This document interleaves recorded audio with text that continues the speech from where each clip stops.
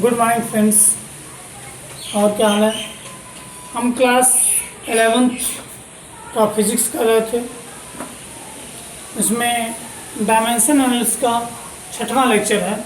इसमें हम numerical question जो एनसीईआरटी बुक के हैं वो सारे सॉल्व करवा रहे थे। देखिएगा, अगला हमारा क्वेश्चन जो है, पंसारी की तुला द्वारा मापे गए डब्बे का द्रव्यमान। पंसारी माने जानते हैं जहाँ सामान मिलता है, ठीक है। तो उसके द्वारा, उसकी जो तुला है उसके द्वारा डब्बे का द्रव्यमान मापा गया, ठीक है। मान लेते हैं डब्बे का द्रव्यमान इतना है, यानी सॉल्यूशन में लिखेंगे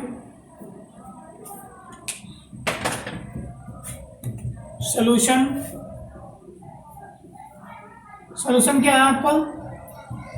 सॉल्यूशन में द्रव्यमान किसका, डब्बे का द्रव्यमान। इसको मान लीजिए डब्बे का द्रव्यमान m0 लिख देते हैं। ये दिया है आपका 2.300 kg। बात समझे। इस डिब्बे में सोने के 2 टुकड़े जिसका द्रव्यमान क्रमशः इतना इतना रखा गया है, ठीक है ना। पहले के सोने के टुकड़े हैं, सोने के टुकड़े जिसके द्रव्यमान क्या है, कम से मान लीजिए m1 है। m1 क्या है 20.15 ग्राम और m2 है आपका 20.17 ग्राम, ठीक है। आगे क्या है, डिब्बे में रखे जाते हैं। दोनों क्या किए गए, एक डिब्बे में रखे गए, इस डिब्बे में जिसका द्रव्यमान इतना है, ठीक है ना। पहला क्या रहा है, ए वाला क्वेश्चन है। इसमें ए कह रहा है कि डिब्बे का कुल द्रव्यमान, डिब्बे का कितना कुल द्रव्यमान होगा ये ज्ञात करना है। हम पहले की बात करते हैं। कुल द्रव्यमान क्या हो जाएगा, लिखेंगे कुल द्रव्यमान बराबर, कुल द्रव्यमान को हम m से प्रदर्शित करते हैं। m बराबर हो जाएगा m0 plus m1 plus m2। जोड़ दीजिए। अब देखिएगा m1 कितना है, m0 2.30 प्लस, एक चीज यहाँ देखने वाली बात है, ये सब केजी में है, ये क्या है किलोग्राम में है और ये ग्राम में है, ठीक ना।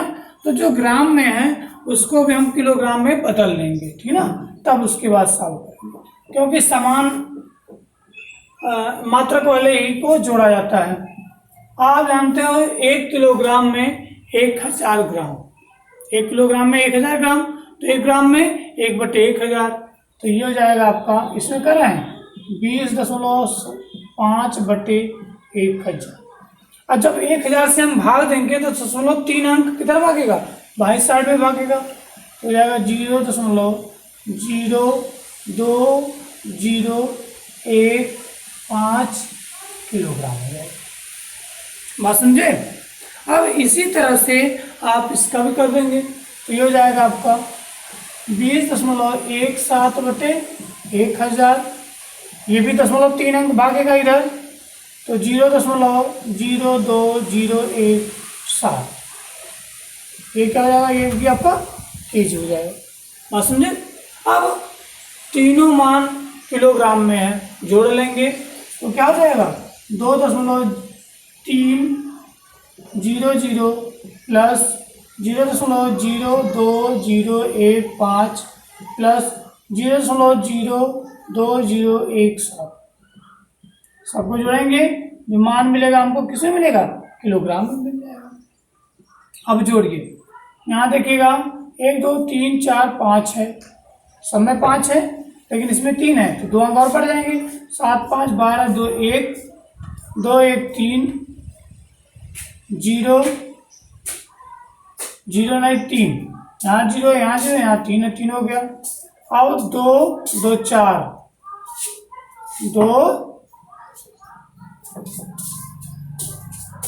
देखिएगा ये हो गया 7 5 12 2 1 3 0 0 0 0 हो गया।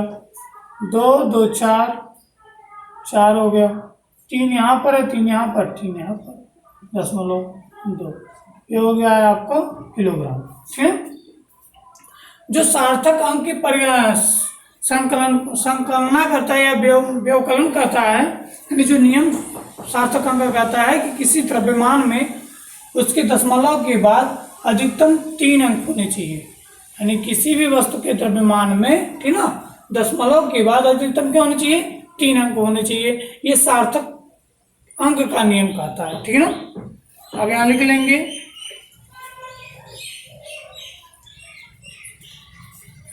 लिखेंगे सार्थक अंक के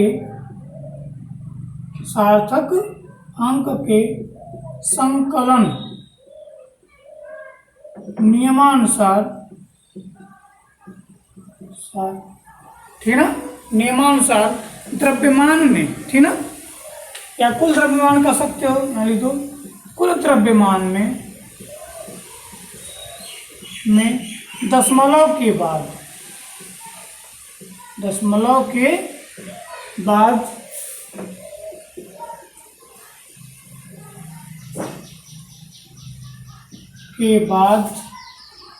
तीन अंक होने चाहिए, 3 अंक होने चाहिए, ठीक। तो 3 अंक यहाँ तक हो जाएगा, 2 दशमलव, ये हो जाएगा आपका कुल द्रव्यमान m बराबर 2.340 किलो, ठीक। ये हो जाएगा आपका इसका, ठीक है ना। अब देखिएगा दूसरा बी वाला कह रहा है कि उचित सार्थक अंकों तक टुकड़ों के द्रव्यमान में अंतर लिखिए, यानी जो उचित सार्थक अंक है अंतर में, ठीक ना। अब देखिएगा बी वाला ही कर ले, नहीं दिखाई देगा कि नहीं दिखाई देगा, चलो एक लाइन में कर लेते हैं बी वाला।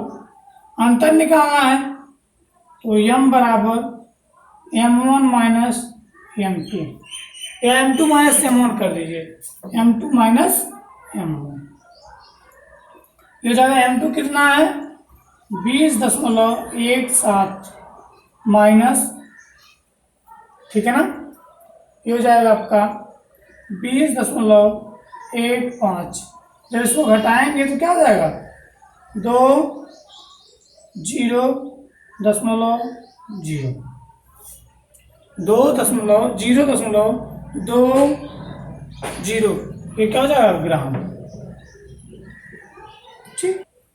देखिए अगला क्वेश्चन 3.13 कर कोई भौतिक राशि की 4 प्रेक्षण योग्य राशियां a b c तथा d से क्या संबंधित है। p बराबर a cube b square upon c कड़ी में 2 कड़ी में c d, ठीक ना। तो इसको राशियां आपको जो संबंधित है उसको लिख दी p बराबर a स्क्वायर d, ठीक ना।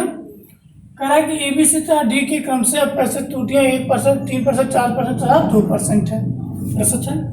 यदि उपरोक्त संबंध का प्रयोग करके p का परिकलित मान, यानी जो इन सब का प्रयोग करके जो हम p का मान निकाले हैं, परिकलित माने गणना करके जो मान निकाले हैं 3.763 आता है, मिल जाता है।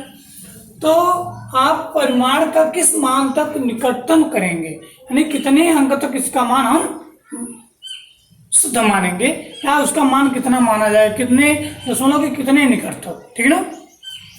तो ये तो निकटतम मान इसके प्रतिशत त्रुटि पर निर्भर करता है, ठीक है, कि इस p का प्रतिशत त्रुटि कितना आ रहा है, ठीक ना।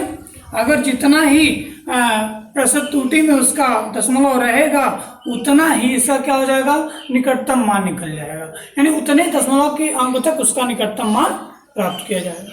देखते हैं p बराबर ये है, इन सबको ऊपर लेके गए तो a क्यूब और b स्क्वायर माइनस 1/2 और 1 है, ठीक ना। शुरू करते हैं।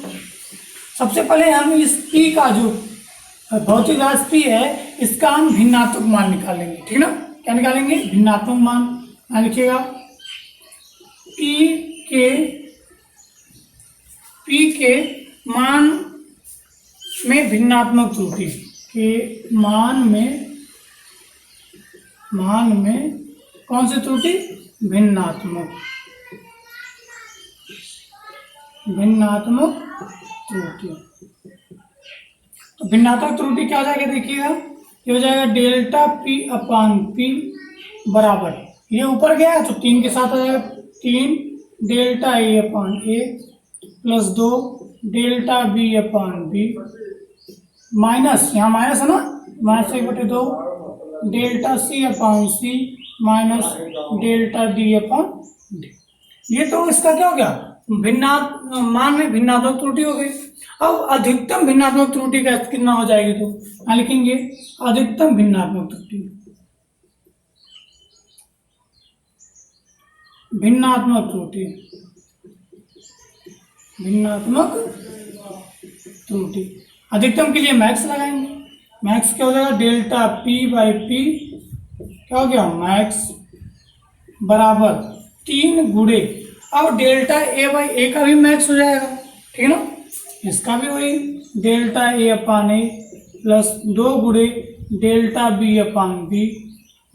अब अधिकतम के लिए जो माइनस आता है वो धन आता है, ठीक है ना, अधिकतम मान धनात्मक होते हैं, तो प्लस 1/2 डेल्टा सी अपान सी और प्लस डेल्टा डी अपान डी। ये तो भिन्नात्मक त्रुटि अधिकतम हो गई। अब भिन्नात्मक प्रतिशत त्रुटि निकालेंगे, ठीक ना, अधिकतम भिन्नात्मक प्रतिशत त्रुटि क्या आ जाएगी, लिख लेते हैं अधिकतम, ठीक है ना, लिखेंगे अधिकतम, ठीक है ना, भिन्नात्मक प्रतिशत त्रुटि, प्रतिशत त्रुटि क्या हो जाएगा, प्रतिशत के लिए 100 से मल्टीप्लाई करते हैं, करिए, तो डेल्टा पी अपान पी मैक्स गुणे 100 बराबर 3 ब्रैकेट में डेल्टा ए अपान ए गुणे 100 प्लस यहाँ ब्रैकेट क्लोज 2 डेल्टा बी अपान बी गुणे 100। इसी तरह से सम में कर देंगे, 1/2 डेल्टा सी अपान सी गुणे 100 और प्लस डेल्टा डी अपान डी गुणे 100, ठीक है ना, ये हो गया आपका। अब देखिए जब गुणे का 100 का निशान लग गया तो ये सारी प्रतिशत त्रुटियां हो गई, ये ए की प्रतिशत त्रुटि, ये बी की प्रतिशत त्रुटि और ये सी की और ये डी की प्रतिशत त्रुटि हो गई, ठीक है, तो मान रख दीजिए इसका, ठीक है। मान लीजिए यहाँ और एक लाइन और बढ़ा देते हैं, नहीं डाल दिया, आगे देखिए, तो ये हो जाएगा बराबर में यहाँ से बराबर 3 गुणे प्रतिशत त्रुटि 1 है 1 प्लस 2 मल्टीप्लाई 2 गुणे 3 प्लस 1/2 गुणे 4, ठीक है, प्लस 2। अब होल का कितना प्रतिशत है, 2 का 2 2 नहीं 4, तो हो जाएगा आपका 3 धन 3 नहीं 6 धन 2 धन 2, होल का क्या हो जाएगा प्रतिशत हो जाएगा, या 6 2 6 3 9 9 4 13, क्या हो गया 13%, 13% क्या मिल गया, पी का अधिकतम भिन्नात्मक त्रुटि कितना हो गया 13% हो गया। अब देखिएगा, यानी इस तरह से है डेल्टा पी अपान पी गुणे 100 बराबर 13%, ठीक है ना। अब पी की त्रुटि निकालेंगे, क्या निकालेंगे, पी में त्रुटि, यानी कि पी में त्रुटि, त्रुटि कितना है डेल्टा पी है, तो डेल्टा पी बराबर हो जाएगा आपका, गुणा कर दीजिए 13 गुणे पी और बटे 100, 13 गुणे पी बटे 100, और पी का मान दिया गया, परिकलित मान कितना है 3.763, तो ये जाएगा आपका 13 गुणे 3.763 बटे 100। और जब इसको सॉल्व करेंगे तो सॉल्व करने के बाद जो इसका मान आएगा, ठीक है ना, देख लीजिए, सॉल्व कर लीजिए, एक बार चेक करिएगा आप लोग, 0.48919, इसका मान 0.48919 हो जाएगा, ठीक है ना, या यह बराबर हो जाएगा, यहाँ देखते हैं 9 है, 1 जुड़ जाएगा तो क्या हो जाएगा 8 1 9 हो जाएगा, ये कर सकते हैं, ठीक है, या एक अंक तक लेते हैं, कितने अंक तक, 1 अंक तक, दशमलव के दाहिनी ओर 1 अंक लेंगे, तो यहाँ 8 है, 4 में 1 जुड़ जाएगा तो 0.5 हो जाएगा, यानी जो इसमें त्रुटि होगी, p के मान में जो त्रुटि होगी 0 क्या होगी 5 होगी। ठीक है, अब देखिएगा यहाँ पर त्रुटि में p के मान की त्रुटि में 0 के दशमलव के बाद केवल एक स्थान है, यानी दशमलव के बाद केवल एक ही अंक प्राप्त है, इसलिए जो इसका परिकलित मान होगा वह दशमलव के एक ही मान तक शुद्ध माना जाएगा। ठीक है, दशमलव के क्या है एक मान तक क्या माना जाएगा, इसको शुद्ध माना जाएगा। तो इसको लिख लेते हैं, चूंकि p के मान में, लिखिए चूंकि p के मान में दशमलव के एक स्थान तक, ठीक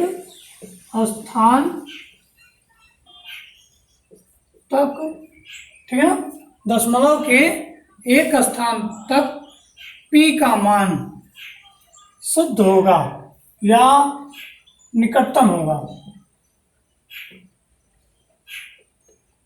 तक मान निकटतम होगा।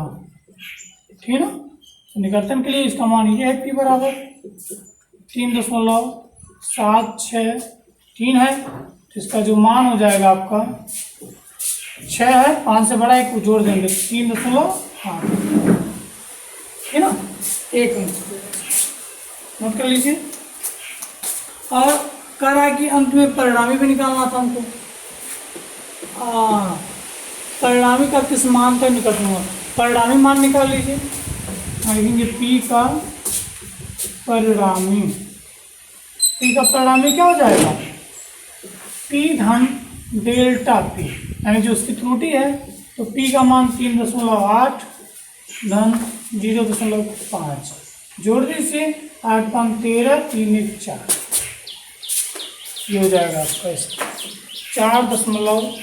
क्या हो गया 4.3, या प्लस माइनस करिएगा, प्लस माइनस भी कर सकते हैं, प्लस भी कर सकते हैं, मान लीजिए वो प्लस लेंगे ये हो जाएगा और माइनस करेंगे तो ये हो जाएगा।